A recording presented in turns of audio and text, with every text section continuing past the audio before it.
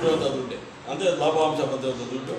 ಅದರಲ್ಲಿ ಅನಾವಶ್ಯಕವಾಗಿ ಖರ್ಚು ಮಾಡದೆ ಇವಾಗ ನೀವೇನು ತೀರ್ಮಾನ ತಗೊಂಡಿದ್ದೀವಿ ಅಂದರೆ ನಮ್ಮ ಊರಲ್ಲಿ ಹಾಲಾಗ್ತಾ ಇದೆ, ಯಾರೇ ಸಾಯಲಿ ಅವರಿಗೆ ಆವತ್ತು ಇಲ್ಲ ಮೊನ್ನೆ ದಿವಸನೇ 5,000 ರೂಪಾಯಿ ಕೊಡುವಂಥ ಪದ್ಧತಿಯನ್ನು ಮಾಡ್ಕೊಂಡಿದ್ದೀವಿ. ನಾವು ಸುಮಾರು ವರ್ಷದಿಂದ ಕೊಡ್ತಾಯಿದ್ದೀವಿ. ನಾವು 5,000 ರೂಪಾಯಿ ಯಾರೇ ಸಾಯಲಿ ಹಾಲಾಗ್ತಾ ಇದ್ದಾಗ ಅಂಥವ್ರಿಗೆ ಈ ಸಲ ಸ್ವಲ್ಪ ಹೆಚ್ಚು ಕಮ್ಮಿ 5ಕ್ಕೆ 10,000 ರೂಪಾಯಿ ನಾವು ಖರ್ಚು ಮಾಡಿದ್ವಿ. ಅದು ಖರ್ಚು ಅಂತಲ್ಲ, ನಮ್ಮ ಜವಾಬ್ದಾರಿ. ಯಾಕಪ್ಪ ಅಂದರೆ ನಮ್ಮೂರಲ್ಲಿ ಹುಟ್ಟಿ ಹಾಲಾಕಿ ಹೆಚ್ಚು ಕಮ್ಮಿ ಆದಾಗ ನಮ್ಮದು ಅಳಿಲು ಸೇವೆ ಒಂದು 5,000 ರೂಪಾಯಿ ಇರಲಿ ಅಂತ ಅದನ್ನು ತೀರ್ಮಾನ ತಗೊಂಡು ಅವರಿಗೆ ಕೊಡ್ತಾಯಿದ್ದೀವಿ. ಆಮೇಲೆ ಪ್ರತಿ ವರ್ಷ 5 ವರ್ಷ ಈ ವರ್ಷ ಸ್ವಲ್ಪ ಜಾಸ್ತಿ, ಏನು ಸುಮಾರು 8 ಜನ ನಮ್ಮನ್ನು ಬಿಟ್ಟು ಹೋಗಿದ್ದಾರೆ. ಅದಕ್ಕೆ ದುಃಖನೂ ಆಗುತ್ತೆ, ಒಂಥರ ಏನೋ ನಾವು ಸಹಾಯ ಮಾಡ್ದಂಗೆ ಆಗ್ತಾಯಿದೆ, ಅದು ಹಂಗಾಗಿದೆ. ಆಮೇಲೆ ಈ ಸಲ ಈ ಬೋನಸ್ ಕೊಟ್ಟು ಎಲ್ಲ ಆದಮೇಲೂ ನಮಗೆ 4,24,700 ರೂಪಾಯಿ ಬೋನಸ್ಸು ಈ ಸಲ ಕೊಡಬೇಕು. ನಾವು ಇವಾಗ ಈ ಬೋನಸ್ ಯಾವಾಗ ಕೊಡಬೇಕು ಅಂತ ತೀರ್ಮಾನ ತಗೋಬೇಕು. ದೀಪಾವಳಿ ಅದು ದೀಪಾವಳಿ ನೆಕ್ಸ್ಟ್ ಬೋನಸ್ಸು ನಾವು ನನ್ನ ಲೆಕ್ಕ ಪ್ರಕಾರ ಶ್ರೀರಾಮನವಮಿ ಅಂದ್ಕೊಂಡ್ವಿ. ಎಲ್ಲ ದೊಡ್ಡಪ್ಪ ವಿಚಾರಿಸ್ಬಿಟ್ಟು ಇವಾಗ ತೀರ್ಮಾನ ತಗೋಬೇಡ, ಶ್ರೀರಾಮನವಮಿ ಕೊಡಬೇಕು, ಸಂಕ್ರಾಂತಿ ಕೊಡಬೇಕಂತ ತೀರ್ಮಾನ ತಗೊಂಡು ಅದನ್ನು ಕೊಡಬೇಕು. ಇದೆಲ್ಲ ಕೊಡಬೇಕಾದ್ರೆ ಕಾರಣ ನೀವು, ಯಾಕಂದ್ರೆ ಅಚ್ಚುಕಟ್ಟಾಗಿ ನಾಲ್ಕಾಗಿ ಹಾಲಾಗ್ತಾ ಇದ್ದೀರಾ. ಆ ಹಾಲಿಂದ ಒಳ್ಳೆ ಲಾಭಾಂಶ ಬರ್ತಾಯಿದೆ.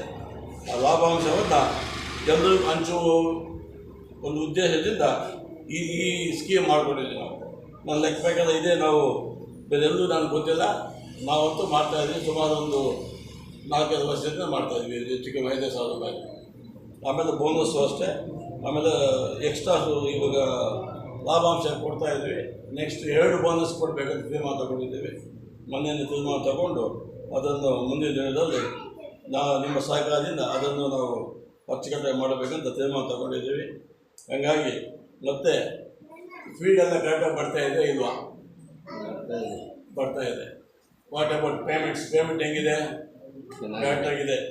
ಇದು GPay ಮಾಡಬೇಕಾದ್ರೆ ಅದಕ್ಕೆ ಏನೋ ಮೂಲ ಉದ್ದೇಶ ಅಂದರೆ ಏನಾದರೂ ಡೈಲಿ ಹೆಚ್ಚು ಕಮ್ಮಿ ಆದರೆ ನೀವು ಕೇಳ್ಬೋದು. ಯಾಕಂದರೆ ಇಲ್ಲಿ ಸಂಪೂರ್ಣ ನಿಮಗೆ ಅಧಿಕಾರ ಇದೆ ಕೇಳೋಕ್ಕೆ. ಯಾವುದೇನಾದರೂ ಹೆಚ್ಚು ಕಮ್ಮಿ ಆದರೆ ಕೇಳಬೇಕು ಅಂತ ನೀವು ಕೇಳಬೇಕು ಅಂತ ಮೊನ್ನೆ ನಮ್ಮ ಹುಡುಗರು ಬಂದು ఆవుది స్టాండ్ ఏమవుతుందంటే అది మనకి ప్రైవేట్లో సిగ్తుందంట. మనకి యాభై ఫోన్ చేసే కూడా ఒక కుటుంబంలో ఉంటుంది, మనకి పంపించేస్తారు. చెప్పింది నేను శ్రీనివాస్ మాట్లాడితే అదేమంటే క్యాంప్ ఆఫీస్లో 2 ఉన్నాయి. అకస్మాత్ ఏడన్నా ఆవుకేమో వచ్చిండారు. వాళ్ళ సహకారం కూడా మనకు మొదలు ఇంకానే ఉంది. అనేక దీనికి మొదలు ఇంకా మూలకెత్తైన రామచంద్రయ్య గౌడ్ మామ అంటే బాగుంటుందేమో కదా. సో వాళ్ళు కూడా ఎట్లా అంటే వాళ్ళు ఏంటంటే బాగానే ఇది మొదలు నీట్గా చేసుకోపోయింటారు. దాన్ని గట్టిబద్దకు చేస్తూ ఉండేవాడు మీరు. మీ పాలని ఇంకా మీ క్వాలిటీని ఇంకా మీ పెద్ద మనుషులు ఇంకా ఈ మొత్తానికి వచ్చింది. ఇట్లనే పోదాము. ఏమే లాభం వస్తే కూడా నువ్వు మీటింగ్లో పెట్టి కూర్చొని మాట్లాడుకొని ఎంత లాభం ఎక్స్ట్రా వస్తే ఈ పది చెప్తాడు మీకు జీబీఎంలో ఎంత లాభం వస్తే అంత లాభం మీకే పంచుతూ ఉంటాం. అప్పుడు ఏమైతుంది రేపు చూడ మనకి బిల్లు ఇయర్స్ అంటే డేట్ అక్కర్లా.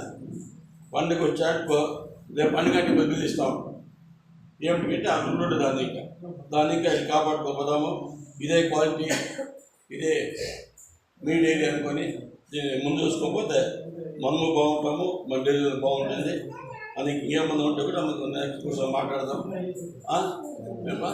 కావచ్చు కదా, రైటా? హైయెస్ట్ మార్క్స్ తీసుకోండి వాళ్ళకి. పీయూసీలో హైయెస్ట్ మార్క్స్ తీసుకో. మన ఊళ్ళో బాగేసేవాడు బిడ్డలకి. వాళ్ళకి ఎస్ఆర్సీ పాస్ అయినాక కాలేజీకి వెళ్ళినప్పుడు స్కూల్ బుక్కులకో ఫీజుకో అవుతుంది.